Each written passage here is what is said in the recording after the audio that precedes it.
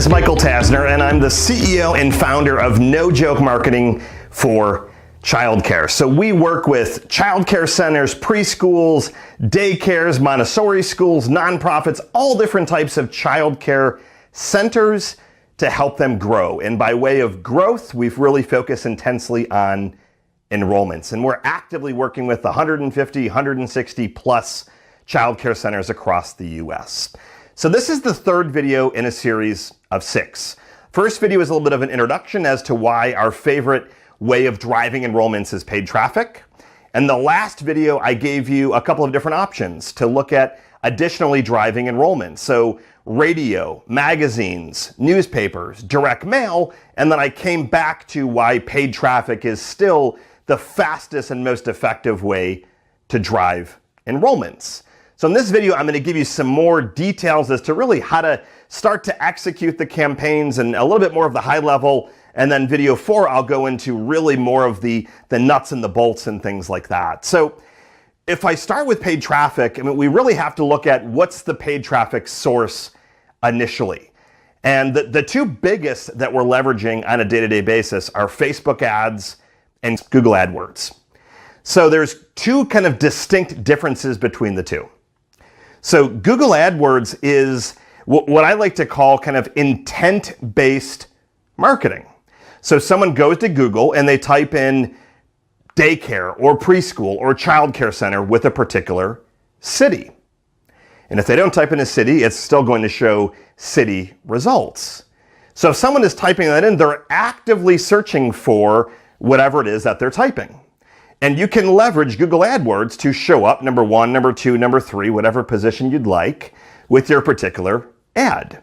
And again, that ad will go to a landing page, which we'll talk about in a second. So that's Google AdWords. It's intent-based marketing. So Facebook, on the other hand, is quite different. Parents are on the website posting pictures of their kids, talking to their friends, browsing what other people are up to, doing a little bit of that neighbor envy, you're keeping up with the Joneses type stuff. I mean, that's really what Facebook is all about. But what I love about Facebook is that we can run ads in the news feed and kind of disrupt somebody like that. So they're browsing, and then if they catch our ad, hopefully we've got a good enough ad, and then we take them to that landing page to grab their attention and put them into our funnel. So those are the two biggest. We also leverage Bing ads, we do remarketing, there's Google display advertising, there's lots of other ways to drive traffic, but Google AdWords and Facebook ads are the two that we're seeing the best success with. And the advantage of working with hundreds of centers is that we've got all this data monthly, so I can look and see what sources are working the best, what are the lead costs coming in at, how's this working, how's that working, and so on. So when they're clicking on your ad, whether they're coming from Facebook or Google, the first thing they're going to see is the landing page. And that's really where you've got to get creative and really think strategically about what types of offers you want to have. You want to make sure that you've got some really good copy, some great pictures. And you want to make sure that that landing page is matching your offer. So example, if you're offering on Facebook, come in and test us out for a week free, then the landing page should really be catering to whatever that ad is. And you shouldn't have a landing page for your infant care that you're advertising for summer camp and for older kids, for example. So you want to look at having multiple landing pages. You need that consistency of going from the ad, and the user experience is a better way to phrase it, of going from the ad to that landing page. And on the landing page, they really have 3 different things they can do. The first thing they can do is leave. They read and they leave. Second thing they can do is there's going to be a big number on there that they can click to call and connect with you or your director or whomever is going to be answering the phone on the other side. And then the third option is they can fill out a form. And the reason I like to offer both options is that it might be 10 o'clock at night and they're not going to want to call in at 10 o'clock at night or 2 in the morning when they're browsing.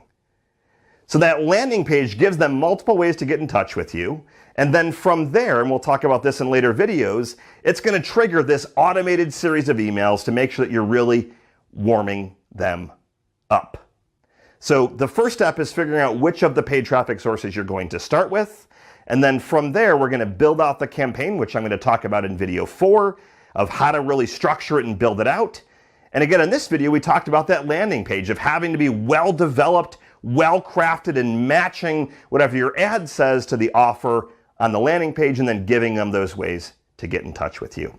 I hope you enjoyed this video. Check out video number 4 to continue in this series of videos. Have a great rest of your day, and I'll talk to you soon.